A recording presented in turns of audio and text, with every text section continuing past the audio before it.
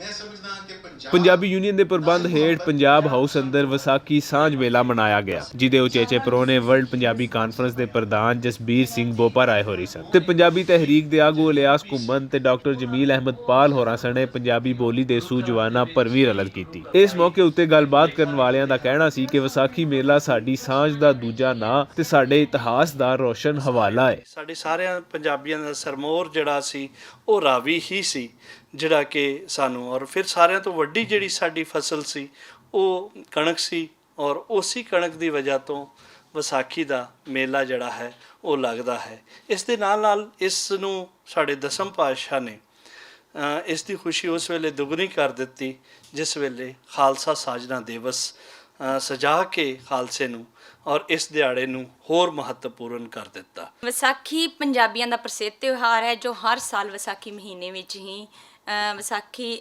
ਮਹੀਨੇ ਦੀ ਸੰਗਰਾਂਦ ਨੂੰ ਲਹਿੰਦੇ ਤੇ ਚੜ੍ਹਦੇ ਪੰਜਾਬ ਤੋਂ ਅੱਡ ਪੂਰੀ ਦੁਨੀਆ ਵਿੱਚ ਬੜੇ ਧੂਮਧਾਮ ਨਾਲ ਮਨਾਇਆ ਜਾਂਦਾ ਹੈ।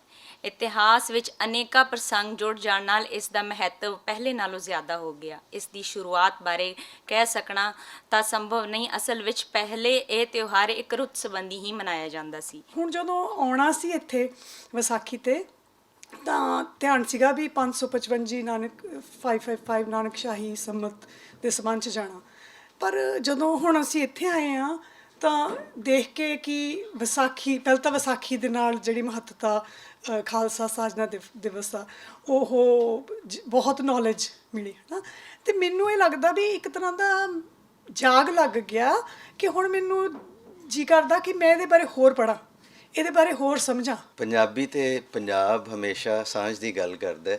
ਸਾਡੇ ਜਿਹੜੇ ਗੁਰੂ ਨੇ, ਸਾਡੇ ਜਿਹੜੇ ਭਗਤ ਨੇ, ਉਹਨਾਂ ਸਾਰਿਆਂ ਨੂੰ ਜੋੜਨ ਦੀ ਗੱਲ ਕੀਤੀ ਹੈ ਔਰ ਇਹ ਸਾਡੀ ਤਾਰੀਖ ਸਦੀਆਂ ਪੁਰਾਣੀ ਹੈ।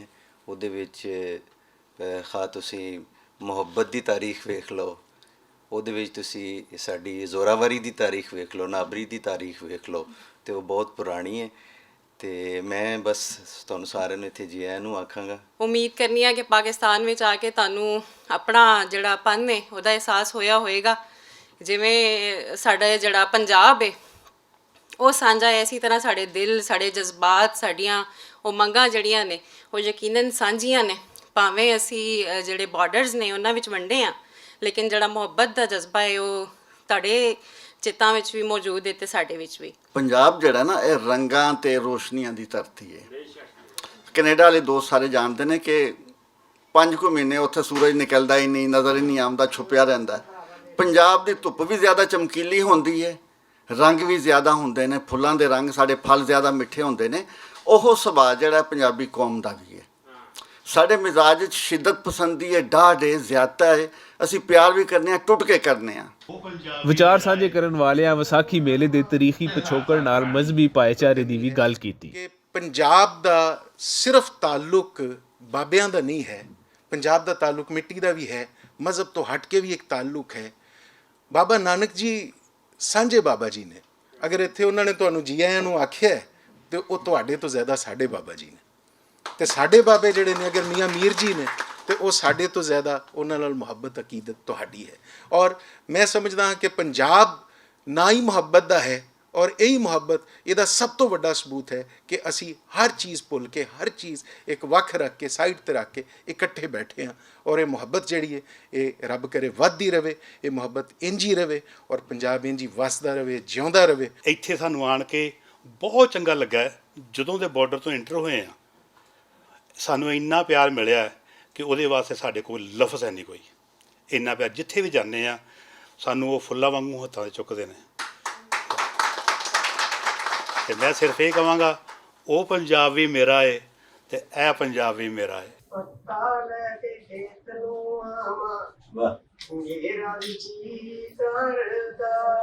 ਕਣਕ ਵੱਢਦੇ ਨੂੰ ਲੱਸੀ ਕਰਦਾ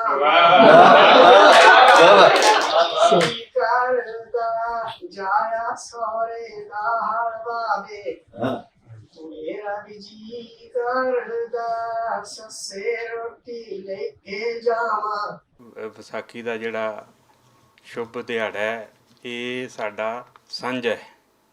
ਇਹ ਸਾਡੇ ਮਜ਼ਹਬਾਂ ਤੋਂ ਵੀ ਪਹਿਲਾਂ ਦੀ ਹੈ। ਵਿਸਾਖੀ ਇਸ ਦਿਨ ਵਿੱਚ ਰੱਖੋ।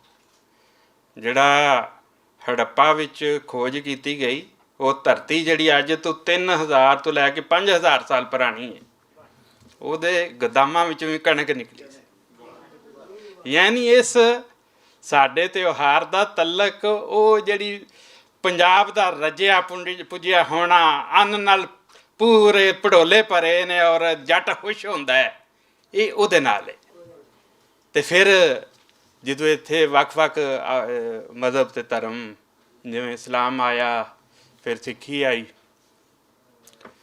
ਇਹ ਆਪਸੀ ਸਾਂਝਾਂ ਸਾਡੀਆਂ ਵਧੀਆਂ। ਗੁਰੂ ਨਾਨਕ ਪਾਤਸ਼ਾਹ ਤੋਂ ਵੀ ਹਜ਼ਾਰਾਂ ਸਾਲ ਪਹਿਲਾਂ ਕਹਿੰਦੇ ਜੀ ਵਿਸਾਖੀ ਜਿਹੜੀ ਲੱਗਦੀ ਸੀ, ਔਰ ਇਹ ਪੰਜਾਬੀਆਂ ਦਾ ਬਹੁਤ ਵੱਡਾ ਤਿਉਹਾਰ ਹੁੰਦਾ ਸੀ। ਧਰਮ ਆਪਣੀ ਥਾਂ ਵਾ, ਸਿੱਖੀ ਆਪਣੀ ਥਾਂ ਵਾ, ਔਰ ਜੋ ਕਾਨੂੰਨ ਆ ਜਾਂ ਜ਼ੁਲਮ ਆ ਜਾਂ ਜੋ ਵੀ ਰਹਿਤ ਆ ਉਹ ਆਪਣੀ ਥਾਂ ਵਾ। ਤੇ ਗੁਰੂ ਸਾਹਿਬ ਨੇ ਇਸੇ ਰਹਿਤ ਦੇ ਬਾਰੇ ਕਹਿ ਦਿੱਤਾ ਕਿ ਰਹਿਤ ਪਿਆਰੀ ਮੁਝ ਕੋ ਸਿੱਖ ਪਿਆਰਾ ਨਾ ਹੈ। ਜੇ ਸਿੱਖ ਦੀ ਕਿਤੇ ਦਸਤਾਰਧਾਰੀ ਸਿੱਖ ਹੋਵੇ, ਉਹਦੀ ਪਹਿਚਾਣ ਆ ਦੁਨੀਆ ਦੇ ਵਿੱਚ, ਤੇ ਉਹ ਪਾਕਿਸਤਾਨ ਇੱਕ ਮੁਲਕ ਆ ਤੁਹਾਨੂੰ ਹੱਥਾਂ ਤੇ ਚੁੱਕਦਾ ਵਾ। ਕਿਉਂਕਿ ਇੱਥੇ ਆਪਾਂ ਦੇਖਿਆ ਹੀ ਆ ਕਿ ਥਾਂ ਥਾਂ ਦੇ ਉੱਤੇ ਸਾਡੇ ਬੱਚੇ, ਸਾਡੀਆਂ ਬੱਚੀਆਂ, ਸਾਡੇ ਭੈਣ ਭਰਾ ਖੜ੍ਹ ਜਾਂਦੇ, ਸਰਦਾਰ ਜੀ ਇੱਕ ਫੋਟੋ ਖਿਚਾ ਲਓ, ਠੀਕ ਹੈ ਨਾ। ਜਿਸ ਤਰ੍ਹਾਂ ਆਪਾਂ ਫਿਲਮੀ ਐਕਟਰਾਂ ਦੇ ਪਿੱਛੇ ਭੱਜਦੇ ਸੀ ਨਾ ਜੀ, ਕਿਉਂਕਿ ਇਹਨਾਂ ਨੂੰ ਚਾਅ ਵਾ। ਉਹ ਚਾਅ ਕਿੰਨੇ ਪੂਰਾ ਕੀਤਾ ਇਹਨਾਂ ਦਾ, ਸਾਡੀ ਦਿੱਖ ਕਿੰਨੇ ਬਣਾਈ ਆ, ਸਾਡੇ ਵੱਡੇ ਵਡੇਰਿਆਂ, ਸਾਡੇ ਸ਼ਹੀਦਾਂ ਨੇ, ਕਿ ਖੋਲ ਦਿਓ ਬੂਹੇ, ਖੋਲ ਦਿਓ ਨਿਸ਼ੰਗ, ਆ ਗਿਆ ਨਿਹੰਗ, ਠੀਕ ਹੈ ਜੀ।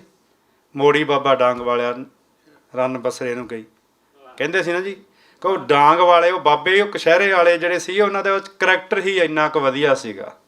ਪੰਜਾਬੀ ਯੂਨੀਅਨ ਦੇ ਪ੍ਰਧਾਨ ਤੇ ਮੇਲੇ ਦੇ ਪ੍ਰਬੰਧਕ ਮੁਦੱਸਰ ਇਕਬਾਲ ਬੱਟ ਹੋਰਾਂ ਆਖਿਆ ਕਿ ਦੁਨੀਆ ਭਰ ਤੋਂ ਪੰਜਾਬੀ ਸੱਜਣਾ ਮਿੱਤਰਾਂ ਦਾ ਪੰਜਾਬ ਹਾਊਸ ਆਉਣਾ ਸਾਡੇ ਲਈ ਬੜਾ ਮਾਣਯੋਗ ਹੈ। ਬੜੀਆਂ ਖੂਬਸੂਰਤ ਗੱਲਾਂ ਹੋਈਆਂ, ਬੜੀਆਂ ਖੂਬਸੂਰਤ ਬਾਤਾਂ ਹੋਈਆਂ। ਬਿਲਖਸੂਸ ਘੁੰਮਣ ਸਾਹਿਬ, ਜਸਬੀਰ ਸਾਹਿਬ ਤੇ ਪਾਲ ਸਾਹਿਬ ਨੇ ਆਪਣੇ ਸਾਰੇ ਰੰਗ ਵਿਖਾਏ, ਔਰ ਸਾਨੂੰ ਬਹੁਤ ਖੁਸ਼ੀ ਹੈ।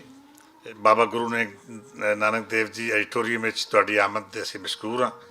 ਮੁਹੱਬਤਾਂ ਭਰੇ ਇਸ ਇਕੱਠ ਵਿੱਚ ਮਿਥਿਆ ਗਿਆ ਕਿ ਪੰਜਾਬੀ ਦੀ ਬੁਨਿਆਦ ਉੱਤੇ ਭਾਈਚਾਰੇ ਦਾ ਇਹ ਸਿਲਸਿਲਾ ਜਾਰੀ ਰਹੇਗਾ। ਕੈਮਰਾ ਟੀਮ ਮੁਹੰਮਦ ਫਾਰੂਕ, ਹਸੀਬ ਤੇ ਅਲੀ ਕੈਸਰ ਦੇ ਨਾਲ ਰਿਜ਼ਵਾਨ ਅਸਗਰ ਬੱਟ, ਪੰਜਾਬ ਹਾਊਸ, ਲਾਹੌਰ।